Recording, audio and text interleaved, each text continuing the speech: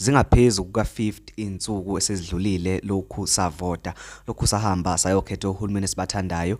Zingaphezulu kuka-40 insuku esezidlulile selokhu kwamenyezela i-GNU, lokhu kwamenyezelwa umnumzane Cyril Ramaphosa njengopresident, njengokuqhubeka kwakhe kube nopresident walapha eMzansi Afrika. Kodwa namanje sasekhona i-unrest ngaphakathi kwi-GNU iyodwa. Njengamanje ngathi sekubangwa ukuthi ke ubani omkhulu kunomunye, sekubangwa ukuthi ke lo ushawo 5 lo kumele ukuthi alalele lo. Angiqale kodwa ngobingelele ngwamukele channel eMaswidi Mina Production okubingelelayo ngixolisa ufana kadlomo ngaphansi le enkandla. Uma ngabe ke uyaqala ukufika le channel ngicela ukungenzela iqiniso lokuthi ucofa subscribe, mawuqeda kwale video ushawo like bese ke wenza isiqiniseko sokuthi uyacomment kulolu daba lanamhlanje. Udaba engiliphethe njengamanje nganza kwethu luthi ke kuyaqhubeka ukukwebhana kuhulumeni wokubambiswana, kuyaqhubeka ukukwebhana ngaphakathi kwe-GNU. Uhulumeni ke ubizwa ngokuthi ke Government of National Unity.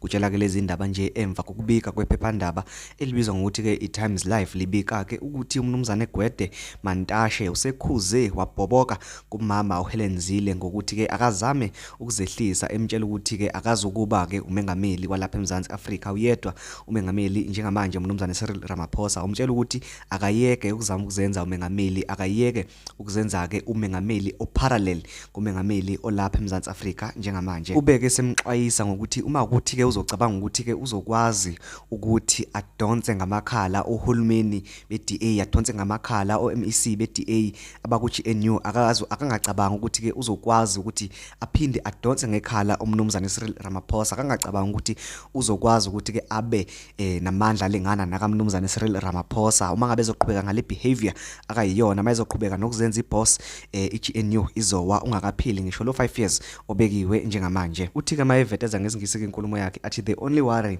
when I open social media there is a parallel president called Helen Zille outside who wants the A ministers to account to her. She's going to collapse it if she continues because we are not going to have a parallel government run by Helen Zille.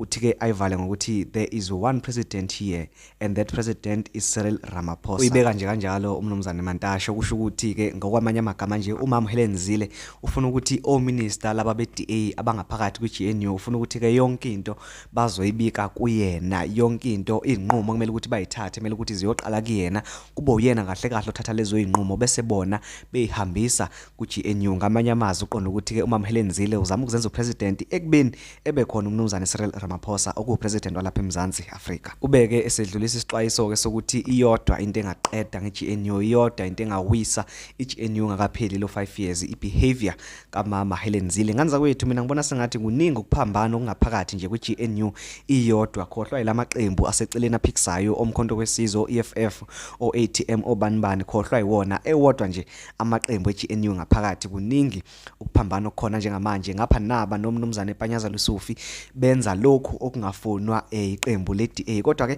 asazi sizolinda ukubona ukuthi ke le ndaba iyophetha kanjani. Ngizocela kwena ukuthi ungenzele iqiniso lokuthi uyasubscribe, uyalike bese uyacomment sidibane kwi-video landelayo. Ngiyabonga.